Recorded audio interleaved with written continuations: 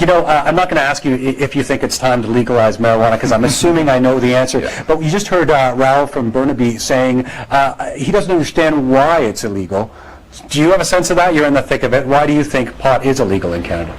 Well, I guess there's a lot of different reasons why it's illegal. I mean, it's a very complex issue, but certainly there's pressure from the states. There's political pressure all over the world.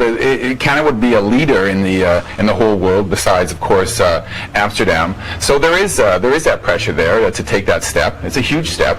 So, and there's lots of course, there's lots of problems involved in this. But you know, so I hope Canada can be the leader. Well, what is your prescription, briefly, if you can? What's the answer here? Well, there's not a simple answer here, but I think that we have to start moving towards laws that are reflected from what people want. What people are asking for. Obviously, your callers, and from what I've seen on the show, people want to see cannabis legalized, and some do.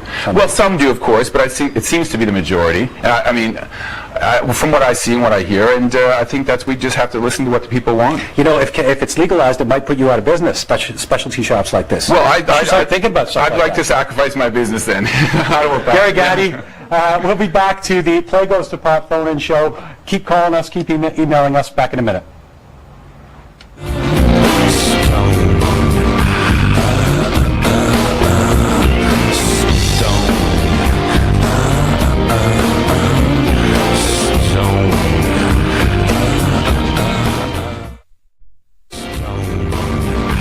We don't have a war on drugs in Canada.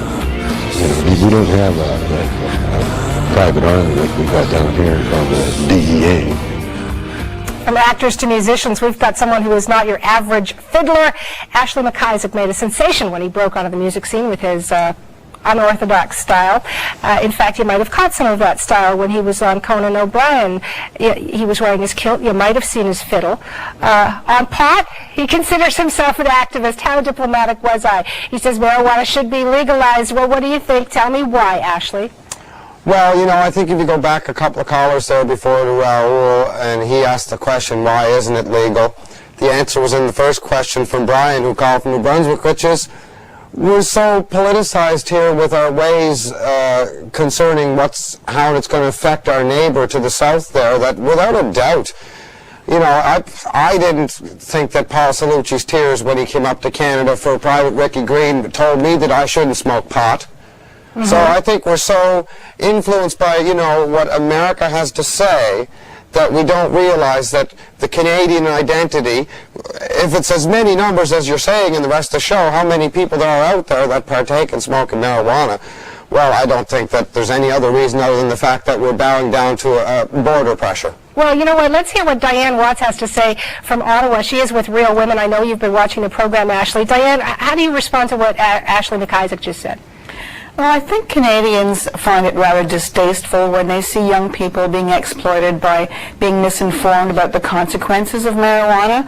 It affects their education at a time where they should be building character. Yeah, let's give them Ritalin instead.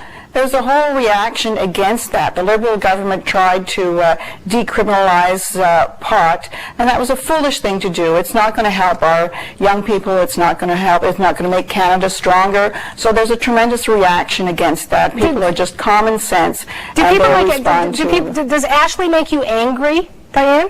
I'm not angry at all. I think the Canadians, as I said, find it irresponsible that people would treat this drug and behavior, which is harmful physically. Is it, Diane? Ashley, what about you? Does Diane's thought or her comments, does that make Diane, you angry? It's not distasteful at all. I understand where you're working in a good part of the society trying to prevent certain abuses that take place because of drug use. However, if we're still now at this day and age going to let our 18-year-old boys go carry guns and run all around Afghanistan while I can get hash every day on the streets of Toronto and Quebec and Ottawa and everywhere else, what security are we doing other than killing our kids at the same time they can't smoke a joint? Give me a break. Diane? Well, smoking marijuana is not benign. It's definitely more benign than a bullet landed through your head. There are psychological difficulties. There are psychiatric consequences to it. People, for example, with cardiovascular difficulties should not smoke pot. Well, I step young mothers carrying an unborn child that could harm that child and harm themselves. There's a whole range of Canadians who are at very high risk. All Canadians are at high risk if they smoke anything at all which will harm their physical system. Yeah, well, tell that to the native our people, healthcare Diane. system is Tell that costly to the enough as natives it in our is. country. There's native people across the country who smoked tobacco long before you and your white friends and your black friends and your Indian friends and your Chinese friends all got together and made Canada, and they survived on this continent without blowing up the neighbors like the neighbors are doing here. I'm going to bring somebody else into this debate who has been waiting to take part in our program. His name is Ishaka, and Diane and Ashley. Ishaka he's a Rastafari. He uses pot in his religion and spiritual communication. That's something perhaps that we haven't really touched on in this program. Ishaka, is it time, and maybe this is a moot question for you, to legalize marijuana? Tell me why you think so. I think it's overdue. It's long overdue. The debate, I think, has many perspectives, and we need to look at them clearly. First of all, the program last night projected pot as just more as a social fun thing, but there is a cultural perspective in that marijuana has been used in many cultures long ago.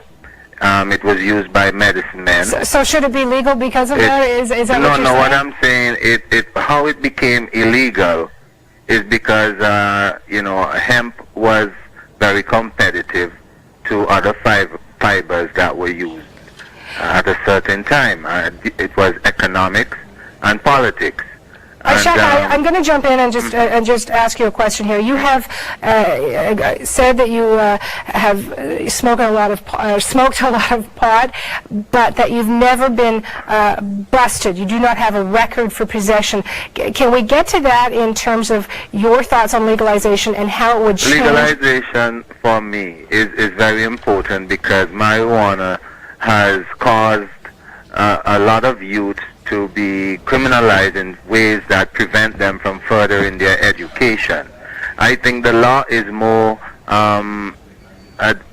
it has a more impact on people than the act of smoking itself. That is, of course, one of the points that we started with, Ishaka, when Gian, you mentioned that it wasn't really prohibition. Thank you, Ishaka, but that it was the laws themselves. And you've spoken with people, Gian, who are in prison, namely Tommy Chong, who have a criminal record now. What didn't make it to the program that you'd like to share? Well,